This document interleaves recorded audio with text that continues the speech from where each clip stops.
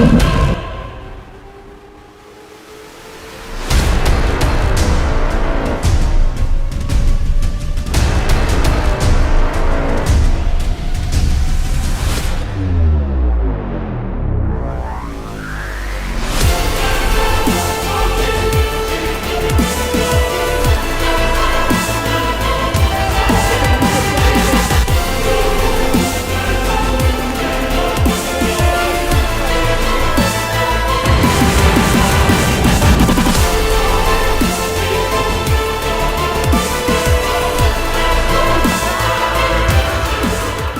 feel so happy now. This is my first win here in Bar, so I'm really happy.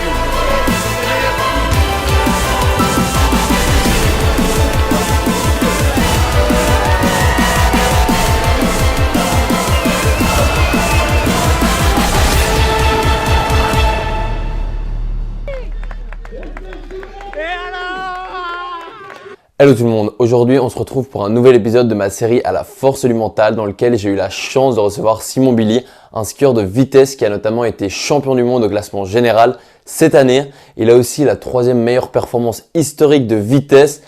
Faut s'accrocher, il a été à du 252,8 km/h en descente et tout ça sur des skis, c'est tout simplement phénoménal. Donc dans cette interview, vous allez en savoir un peu plus sur lui et sur ce sport qui est assez méconnu du grand public. Donc j'espère que vous allez apprécier tout ça et moi je vous laisse découvrir cette interview.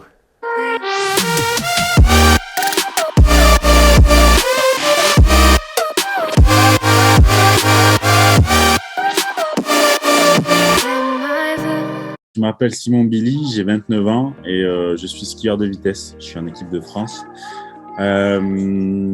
Sur la dernière saison, je viens de remporter le Globe de Cristal, donc sur le classement général de la Coupe du Monde 2021. Je détiens le record de France à 252,809 km/h et j'ai un titre de vice-champion du monde en 2019. Et mon objectif personnel, c'est d'aller chercher le record du monde à court terme 255 km/h et à long terme d'être l'homme qui passera la barre des 260 km/h sur des skis. Rien que ça. Voilà, j'ai fait le tour. Et comment t'es arrivé à pratiquer la descente de ski? T'as commencé directement avec ça ou t'as commencé avec du ski classique Moi, j'ai commencé le ski à 2 ans et demi, un truc comme ça, super jeune parce que j'habite à la montagne. Et le ski de vitesse, j'ai commencé à 6 ans sur un challenge Quicksilver, sur les compétitions pour les gamins, pour les enfants. Et en fait, je suis venu à ce sport, à pratiquer ce sport parce que mon père en faisait avant moi. Et il a eu des titres, des records du monde. Dans ce milieu, il est super connu. Donc moi, j'ai vécu sa carrière étant enfant sur le bord de la piste. Et en fait, d'aller chercher un record du monde, c'est un rêve de gosse, c'est un rêve d'enfant vraiment depuis le début. C'était une évidence. Mon père, il voulait pas que j'en fasse, il m'a jamais poussé parce que c'est un sport dangereux et je pense qu'en tant que père, on n'a pas envie de voir ses enfants se mettre en danger sur des skis et pratiquer un sport extrême comme ça. Et malgré lui, moi, j'y suis venu. Mon petit frère aussi a été en équipe de France, on a fait. Depuis, il a arrêté, mais on est tous les deux rentrés dans le circuit. On a été coachés par mon père. Et moi, du coup, aujourd'hui, je continue l'aventure en étant coaché par mon frère et mon père. Donc, c'est carrément une aventure humaine, familiale qu'on partage tous les trois. Du coup, tu dirais que tu as été soutenu quand tu as commencé à vouloir devenir professionnel dans ce domaine-là. Est-ce que tu as été soutenu par ton entourage ou à fond. Pas Ouais. Moi, j'ai tout mon entourage, ma famille proche qui me soutient à fond, mon père, mon frère qui me coach et sans lesquels je pourrais pas avoir les résultats et les titres que j'ai aujourd'hui. Il y a énormément de travail derrière, énormément de soutien. Et puis, mes amis, tout le monde est derrière moi et c'est super cool parce que j'ai la chance d'avoir la piste la plus rapide du monde dans ma station. Il n'y a que là où on peut aller claquer des records. C'est comme les mecs qui vont surfer Tiopo là-bas, qui prennent l'avion et qui aillent sur le spot. Moi, j'habite sur le spot toute l'année. Et donc, du coup, je vis ski de vitesse, je bouffe ski de vitesse toute l'année. Ouais. Et tu dirais que c'est quoi les obstacles ou les sacrifices que tu as rencontrés pour en arriver là où tu en es aujourd'hui? Ouais, clairement dans mon sport, ce qui est compliqué, c'est que tu peux pas, on n'est pas professionnel parce qu'on peut pas, aujourd'hui, on vit pas de ce sport. Mon père, lui, il en vivait, mais c'était une autre époque. Au niveau des sponsoring et tout, c'était beaucoup plus facile avant. Les boîtes avaient plus d'argent. Nous, aujourd'hui, c'est un peu galère. On est dans l'ombre du ski alpin et des autres disciplines un petit peu hivernales. Donc, du coup, moi, je suis en équipe de France. Aujourd'hui, sur le papier, je suis le meilleur skieur de vitesse du monde. Mais je vis pas de ce sport, je dois travailler à côté et donc je dois me payer mes déplacements, je dois me payer mes hôtels, mes billets d'avion, mon matériel. Je recherche des sponsors pour un petit peu m'aider à financer tout ça. Mais d'entrée de jeu, les règles sont claires dans ce sport. Tu pratiques ce sport, ça coûte énormément d'argent. Il y a beaucoup de développement théorique, aérodynamique en soufflerie avec des ingénieurs, des scaling 3D, plein de choses. Les saisons coûtent cher. Et tout ça, c'est pris en charge à 100% par les skieurs parce qu'on n'est pas professionnel. Donc, on travaille à côté et on finance nos saisons. Donc, le gros point noir, il est là. Et toi, ouais, donc tu trouves ça du coup, tu le vis comment, le fait que par exemple dans ton sport, tu sois le meilleur du monde cette année, tu vis pas de ça, alors que dans d'autres sports, je pense au foot évidemment, vu que c'est le plus connu, il y a des joueurs qui jouent pas dans les meilleurs clubs du monde et qui gagnent quand même des sommes très plus que correctes. C'est frustrant tout simplement parce que moi ça m'embête un peu de voir la vie que j'ai, l'investissement personnel au quotidien et puis depuis des années que je mets dans ce sport, j'ai vraiment une démarche professionnelle à 100% et c'est vrai que j'ai pas les retours financiers. Déjà si mes saisons ne me coûtent rien, ce serait cool. D'arriver à ça en trouvant des sponsors, ce serait vraiment cool. Après, comme je t'ai dit, les règles du jeu, elles sont établies depuis le début. Je savais que je partais dans un sport dans lequel c'était compliqué et qu'on n'était pas professionnel. Donc, c'est un truc que j'ai accepté déjà il y a un moment. Moi, j'adore regarder les sports. En ce moment, j'ai beaucoup poncé les séries là, sur Netflix et Canal, les documentaires sportifs sur Hamilton, Jordan, Tony Parker. J'adore tout ça, j'adore le sport, je regarde tout le sport. Et donc, du coup, quand je vois ce que vivent ces athlètes-là, déjà au niveau communication avec le public et tous les gens qui les suivent, c'est énorme. Moi, je suis dans l'ombre, j'ai une démarche professionnelle, mais je suis peu connu. Et je gagne pas d'argent en faisant ce truc-là. Mais après, l'essence de la vie, c'est la passion, c'est kiffer ce que je fais, aller repousser mes limites, chercher des vitesses. Et l'essentiel, au final, c'est ça. Ouais, non, je comprends que ça puisse être frustrant à ce niveau-là.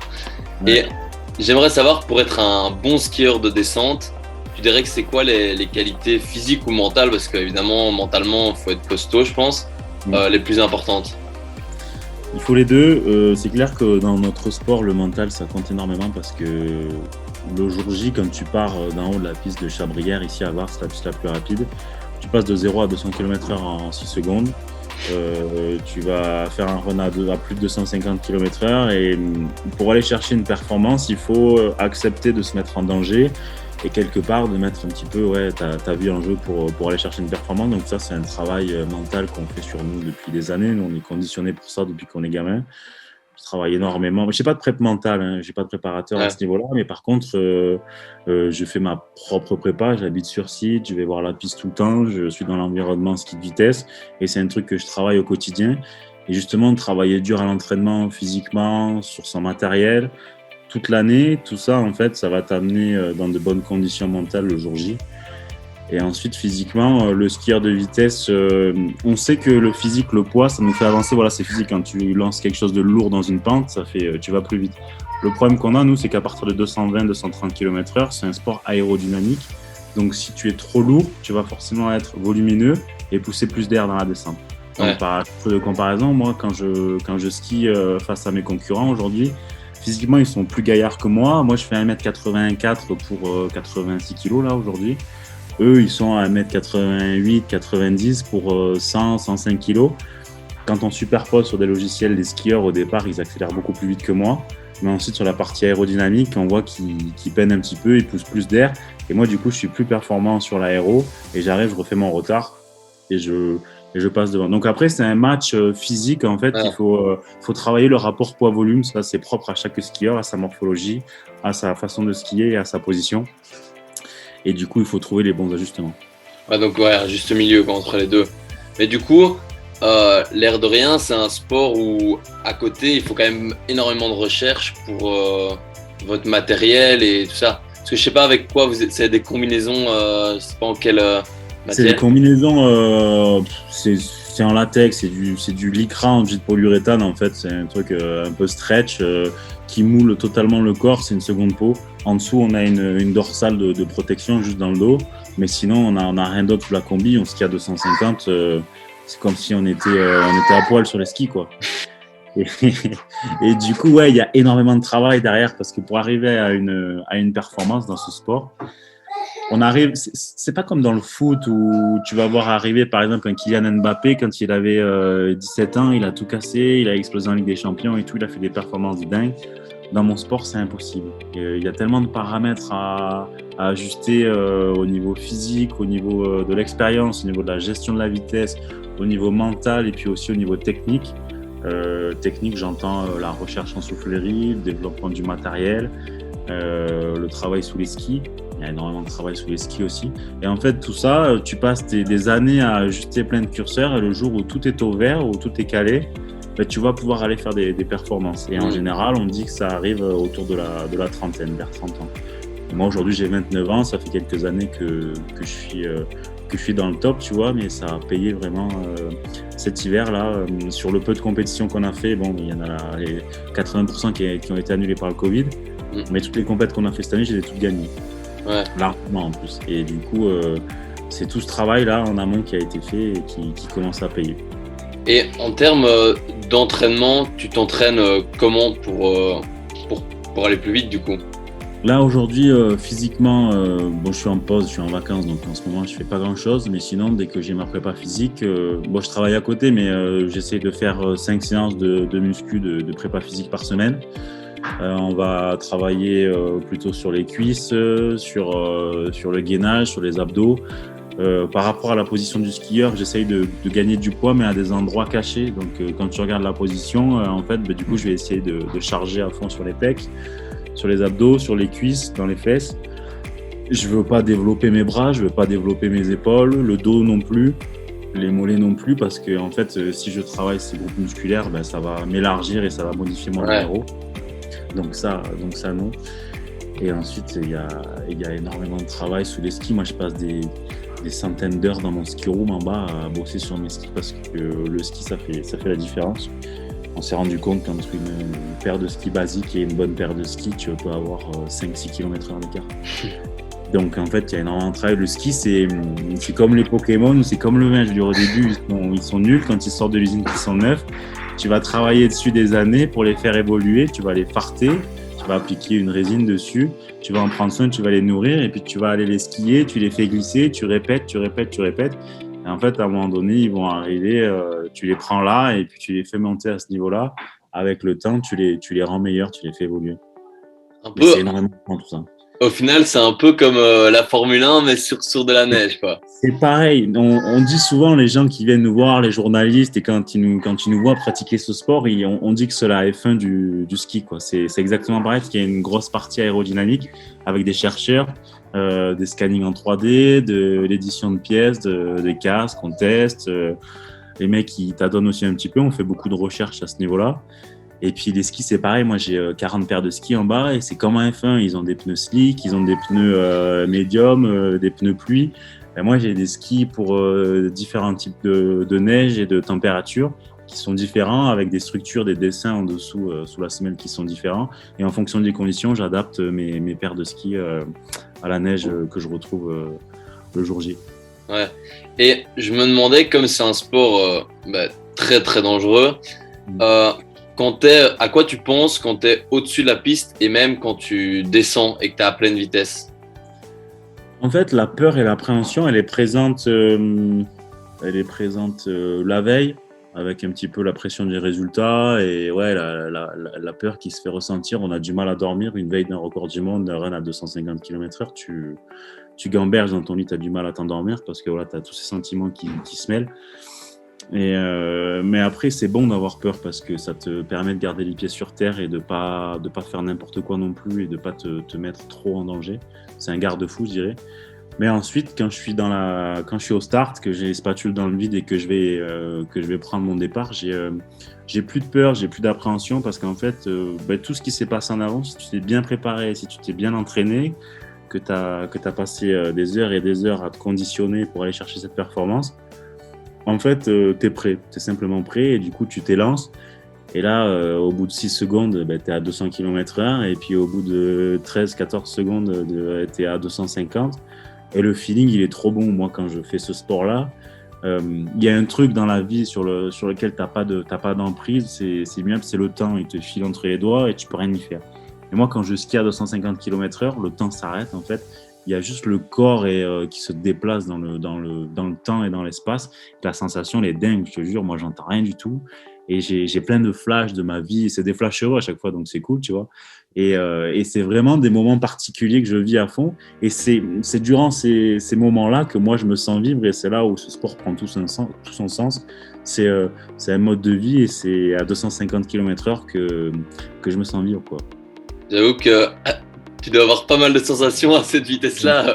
Non, mais la sensation, c'est dingue, c'est incroyable. Mais nous, on partage ça avec les gens parce que la piste, on l'ouvre en fait au public gratuitement tout l'hiver et les gens, ils peuvent venir avec leur matériel. Il suffit d'avoir un casque, ils viennent sur site à Vars. On leur donne quelques conseils et puis après, bon, ils partent d'en bas, hein, tu vois. Ça dépend du niveau du skieur, il faut 3 étoiles minimum. Et en fait, les gens viennent tester la vitesse. Et systématiquement, la première réaction, c'est la peur. Donc, ils y vont tranquillement, ils partent d'assez bas, tu vois, ils font un run. Ils arrivent en bas et à chaque fois, c'est wow, c'est trop cool. Et au final, c'était trop facile et tout. Du coup, ils remontent. Et on a des gens qui dépassent les 100 km/h. Et s'il y a des gens qui sont techniquement bons, ils peuvent monter jusqu'à 140, tu vois. Et au final, la vitesse, on a tous ça en nous, on aime ça. Quand on est en sécurité, qu'on est accompagné, c'est cool. Et j'aimerais un peu avoir ton avis sur le talent.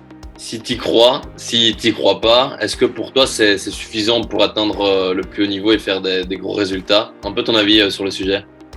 Le talent, bien sûr que j'y crois parce que c'est un truc inné qu'on a ou qu'on n'a pas. Et c'est ce qui va faire la différence entre les bons sportifs et les légendes. Après, le talent, si tu ne le travailles pas au quotidien, tu n'arriveras à rien. Je veux dire, tu seras au-dessus de certains sportifs, mais il y a forcément un sportif, s'il a du talent et s'il travaille énormément, ce gars-là, il sera imbattable et il va aller repousser ses limites, il va aller chercher des choses que les autres ne peuvent pas faire. Donc en fait, moi, ma définition de l'athlète légende, c'est un mec qui a énormément de talent et qui va aussi énormément travailler. Et le secret, moi, dans le sport et dans la vie en général, hein, c'est ce que je me dis au quotidien pour ma préparation physique, c'est de le vouloir plus que les autres. En fait, la volonté, elle fait la différence et le lien entre le talent et le travail.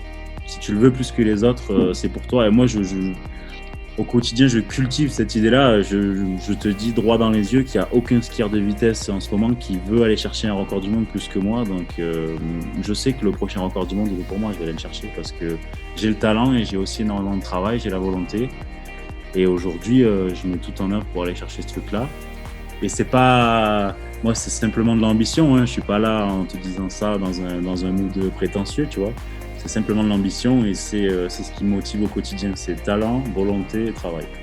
Bah, clairement. En soi, je pense que si tu pars du principe que toi, tu penses déjà que tu n'es pas capable de faire ça, tu le feras d'office pas. Donc, obligé d'être dans cette mentalité-là pour justement pouvoir atteindre... Ouais, c'est énorme. Enfin, ça compte énormément.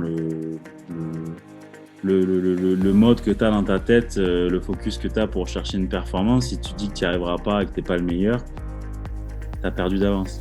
Ouais, non, clairement. Et le talent, voilà, ça suffit pas parce qu'avoir énormément de talent, c'est une chance. Mais si tu le cultives pas et que si tu travailles pas, au final, ça sert à rien parce que tu vas forcément échouer. Tu te prends des claques sur les compétitions et dans la vie en général. Et ce qui te permet d'avancer, c'est le travail et la volonté.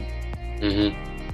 Mais c'est bon de pouvoir capitaliser sur le talent parce que si tu travailles et que tu as de la volonté mais que tu n'as pas de talent, ouais, tu seras bon, mais il va te manquer un truc. Mmh. Ouais, non, clairement. Et on va aller chercher des résultats d'excellence. Hein. Après, ouais, non, ouais, pour être au top du top.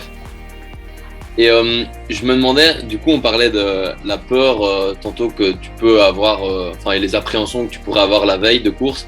Est-ce que ça t'est déjà arrivé de faire une chute, une grosse chute à pleine vitesse?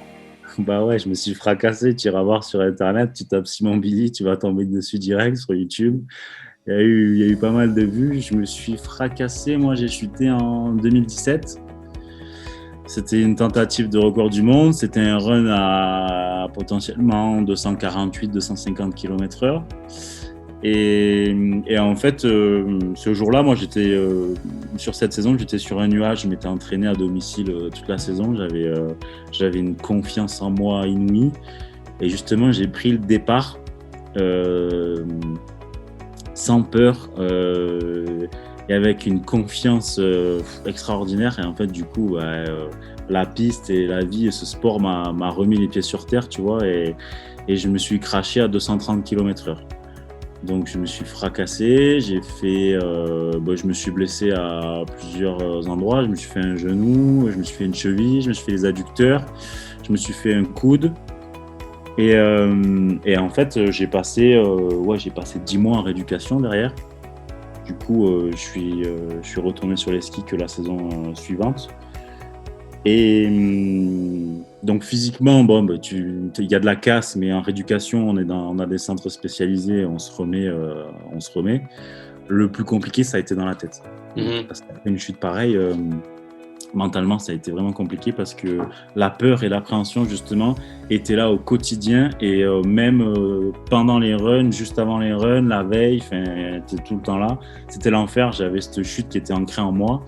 Et j'arrivais pas à m'en défaire, quoi. Et donc, j'ai avancé là-dessus. Les premières compétitions, je me suis pris des valises par les autres skieurs. J'étais même derrière les nanas, les femmes et tout. Et donc, c'était vraiment compliqué pendant quelques mois.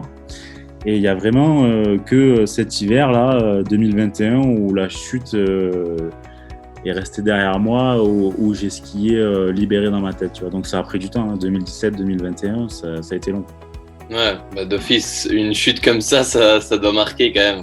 Ouais, ça doit marquer, mais après, aujourd'hui, moi, je me suis remis avec cette chute-là. Elle fait partie de mon histoire et je veux dire, elle m'a rendu plus fort parce que j'étais jeune, j'étais ultra confiant, trop confiant et j'ai oublié certaines choses, certaines bases.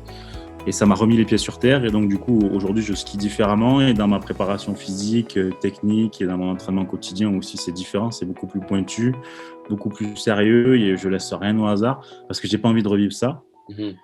Et dans ma manière de skier non plus, j'ai pas envie de revivre une chute pareille. Donc, après, je sais, ça fait partie du jeu. Hein. Si tu veux aller chercher un record du monde, il faut te mettre en danger. Il faut accepter la chute. Mais voilà, dans ma préparation, je fais ça différemment et aujourd'hui, je peux t'assurer que cette chute, je suis content de l'avoir eue parce qu'elle m'a rendu plus fort. Ouais. Et j'aimerais savoir, je trouve que dans notre société, je sais pas si tu partages cet avis, mais il y a énormément de gens qui osent pas réaliser leurs rêves ou leurs objectifs parce qu'ils ont un peu peur d'échouer, peur du regard des autres, peur de plein de choses et du coup, ils préfèrent plus se diriger vers la sécurité. J'aimerais savoir qu'est-ce que tu dirais à ces gens pour justement qu'ils puissent aller au-delà de ces peurs, de leurs peurs pour réaliser leurs rêves. Et moi, c'est un truc auquel je pense souvent, ça. Et j'aime tellement ce que je fais au quotidien. Je me sens chanceux d'avoir ce sport et d'avoir ce rêve qui est là et que j'ai envie d'atteindre. Et en fait, je profite pleinement de ma vie grâce à ce sport. Le sport, c'est vraiment une bonne école de vie à tous les niveaux. Et moi, j'ai envie de dire aux gens de poursuivre leurs rêves, de sortir de leur zone de confort et d'aller chercher des choses qui leur font envie ou dont ils rêvent parce que la vie, c'est ça au final. Il faut se faire plaisir, il faut aller chercher les choses qui nous font envie, les choses qui nous font rêver. Parce que passer à côté de ça, au final, c'est triste. Et moi, vraiment, quand je vois les moments que je partage avec mes proches, avec mon frère, avec mon père sur les skis et sur les compétitions, Je parle notamment de mon titre là, du Globe de Cristal cet hiver. Les émotions que ça nous a procuré, c'est pour ça aussi que je skie. C'est pas seulement aller chercher une performance, c'est aller chercher des émotions, du plaisir. Parce que c'est ça la vie. Et je me sens chanceux d'avoir ça. Et je me dis, merde, il y a des gens qui n'ont rien dans leur vie ou alors qui vont pas chercher leurs objectifs ou leurs rêves. Et je suis triste pour eux parce qu'ils passent à côté de quelque chose. Et il faut vraiment prendre ça en main et aller chercher les choses et aller au bout et repousser ses limites. C'est vraiment important parce qu'une fois qu'on le fait, quand on le vit et une fois que c'est fait, on a un sentiment de satisfaction, de bonheur qui est extraordinaire. Bah, t'as tout dit. Franchement, t'as bien résumé la chose. Ouais, mais j'y pense souvent, je te jure, moi c'est un truc, moi des fois je parle avec mes potes et tout, et je dis putain, ce qu'on vit là aujourd'hui c'est énorme et je me sens vraiment chanceux et je suis triste pour les gens qui ont rien parce que je me dis qu'ils passent à côté de quelque chose dans la vie, quoi. Donc il faut vraiment se bouger, aller chercher les choses, se faire plaisir. Ça peut être dans plein de domaines, hein. Ça peut être du sport, ça peut être de l'art, ça peut être de la musique, ça peut être dans le boulot, enfin il y a énormément de choses, hein. Mais il faut aller chercher ce qui nous fait envie. Ouais, non, clairement. Bah, c'est justement une des raisons pour laquelle j'ai lancé cette série avec des sportifs, pour justement que les gens se rendent compte que, au final, vous avez rien de plus ou de moins que nous. C'est juste cette mentalité qui est différente, quoi. Ça, mais au final, potentiellement, on a tous quelque chose en soi qui nous fait rêver, qui nous fait envie. Et donc, il faut aller chercher ces choses-là pour vivre des moments extraordinaires dans la vie et partager avec les gens. Moi, je te dis, c'est plus qu'une simple performance, c'est la vie ce que je fais, c'est le partage avec les gens, avec l'humain. Et moi, je te jure, je me régale. Les sensations, elles sont dingues. Mais moi, quand je regarde les documentaires à la télé sur les sportifs et tout, je te jure, je vibre, j'ai les poils hérissés et tout. Enfin, j'ai des sensations parce que moi, c'est un truc qui me parle. J'adore le sport. Mais au-delà du sport et de la performance, c'est les moments que vivent ces gens-là qui sont extraordinaires. Et ça, tout le monde devrait le vivre parce que c'est triste de passer à côté de moments pareils. Ouais, non, clairement. Tous ces documentaires aussi, je kiffe de ouf aussi. C'est dingue, c'est trop bien. Franchement, moi, j'adore. C'est inspirant, quoi. C'est ça qui est bien. Ça, ouais, c'est ça. Moi, il y a des gens donne envie de faire les choses. Il y a des gens qui m'inspirent à fond. Et on a tous des choses à faire dans nos vies là, et du coup il faut se bouger et il faut aller chercher tout ça, c'est trop important. Et du coup ma dernière question, même si tu l'as plus ou moins évoqué au début, mais c'est quoi tes objectifs dans l'avenir? Moi, mes objectifs aujourd'hui, c'est à court terme d'aller chercher le record du monde. Le record du monde actuel, il est à 254,958 km/h. Donc, on vise un 255 km/h. L'objectif, c'est pas d'exploser les records maintenant, de faire 260 l'année prochaine, parce que c'est tellement compliqué d'aller chercher des records qu'on va faire durer le plaisir. Parce que si demain tu fais 260, derrière pendant 10-15 ans, tu fais plus rien, quoi. Donc, du coup, on fait les records petit à petit. Donc, l'année prochaine et à court terme, c'est 255 km/h. Et ensuite, moi, mon objectif de carrière et le rêve mon rêve de gosse, c'est d'être le premier skieur à passer la barre des 260 km/h. Moi, ce qui m'envie, après tout ça, voilà, c'est des vitesses qui sont établies, c'est un truc qu'un chrono va te donner, mais au-delà de ça, c'est de repousser mes limites et de voir jusqu'où l'humain peut aller en fait sur des skis. Et ça, on sait pas. Tu te plonges un petit peu dans l'inconnu et on va voir ce que ça donne. Mais voilà, repousser mes limites, aller chercher des vitesses et me faire plaisir, partager avec les gens autour. C'est vraiment ça mon objectif. Et après, nous, on a une grosse saison. L'année prochaine, on a les championnats du monde à domicile à Vars. On a la tentative de record. Et puis, il y a le Globe de Cristal aussi sur le classement général à aller chercher. Donc, moi, je rentre dans une période de ma carrière où je sens que c'est mon moment et je veux absolument tout gagner. Et donc, on verra. C'est mon ambition. J'ai envie d'aller chercher les globes de cristal, les titres de champion du monde et les records du monde. Et voilà, c'est la fin de cette vidéo. J'espère qu'elle vous aura plu. Encore une fois, n'hésitez pas à vous abonner à ma chaîne YouTube si ce n'est pas déjà fait, à activer la petite cloche pour ne louper aucune de mes prochaines vidéos, à liker, commenter, partager autour de vos amis si elle vous a plu. Et moi, je n'ai plus qu'à vous dire à très vite pour une prochaine vidéo. Ciao!